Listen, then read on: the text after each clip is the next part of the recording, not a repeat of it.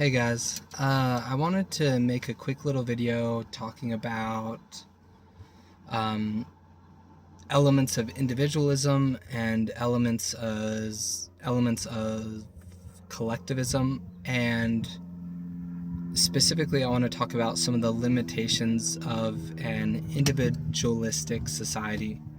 I've noticed in my life that individualism, and I'd say individualism and also capitalism to some degree, cause human beings to hoard wealth, to constantly invest in things, in luxury, and unfortunately these systems sometimes prevent us from engaging in the things that are most valuable in this human experience. And I believe that one of the greatest purposes of this human experience is the opportunity that we have to live according to the two great commandments outlined in Scripture, which is to love God and to love our neighbor um, as we love ourselves. Which essentially, throughout Scripture, God attempts to teach the type of principles that will allow us to experience the true liberty, both spiritual liberty and, liberty of logic here in this mortal realm, when we engage with his principles and as we live those principles. And so kind of now I want to connect those two ideas. I've noticed in an individualistic society, it unfortunately sometimes lessens our desire to authentically care for our fellow being. And it makes sense because oftentimes an individual possesses the skills needed to help, let's say, this person over here, but their desire to help is often decreased for fear that the needs that they have will go unmet. Essentially, individualism at its core, in my opinion, is built on fear, and in order to combat that fear, as a society and as individuals of a society, we need to develop the type of authentic care, genuine love for our fellow beings, genuine love for self, but also genuine love for our fellow beings, to do good, to help our fellow beings, to help our neighbor, to care for our neighbor.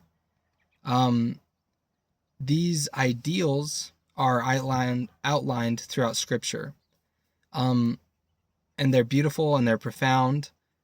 I've noticed as an individual who grew up very religious, one of the challenges of the employment of these types of virtues is if we're constantly applying them to the other and we're never receiving that from our brother or our sister, often we get depleted and we burn out and we lose the desire to do good for the other.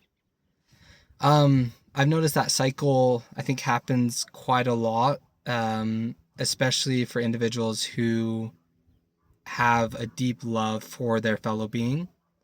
And I'm not talking just the love of the people within my nation. I'm talking about a love that surpasses the borders and the walls that we have established among ourselves as a planet. And so in reflecting throughout my life, I see the potential And I see the beauty that is possible when we love our fellow beings and when we learn to authentically care for our brothers and sisters of humanity. And to me, that is the core.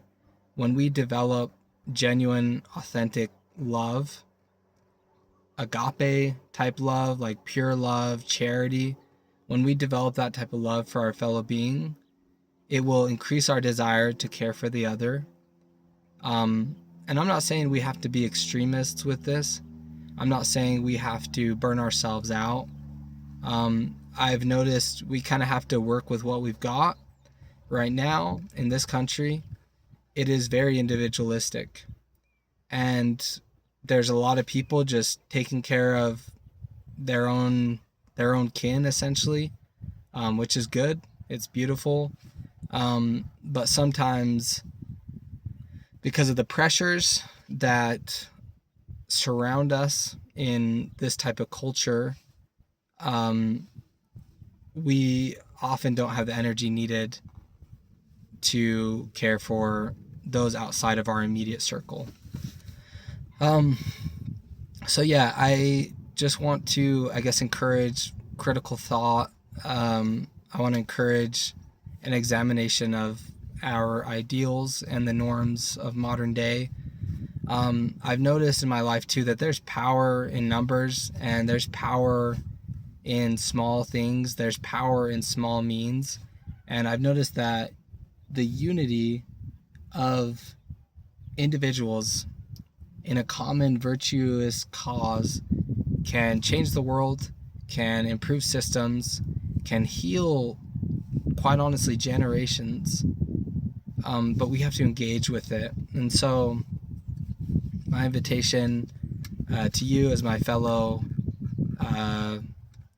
human is that we give of ourselves a little more freely, that we shift away from hoarding wealth where dust gathers, as the scriptures say, that we put off this natural tendency to be obsessed with wealth and money and these idols that are very shallow and that quite honestly never satisfy. They'll never satisfy. And I think that that's also one of the great problems in our nation as well, is a lack of genuine connection, because we fixate on things and status and all this superficial bullshit that doesn't matter. But we've been convinced that it does matter, and we've been conditioned to think that it is more important than what's most important, actually, which are relationships. Healthy relationships. Relationships where you can show up authentically. Relationships where you can have and experience emotional and physical and psychological safety. These are the things that, in my mind, are most important. And those are the things that will help a society to truly thrive. Societies that continue to hoard their wealth will eventually, it's eventually going to break. It'll fall apart. And I feel like that's why the scriptures and pretty much every wise individual throughout time tends to encourage individuals to stray away from the lust of wealth and instead invest energy in developing good relationships with other people, learning to care about one another, essentially learning to live the two great commandments, learning to love our neighbor as we love ourselves.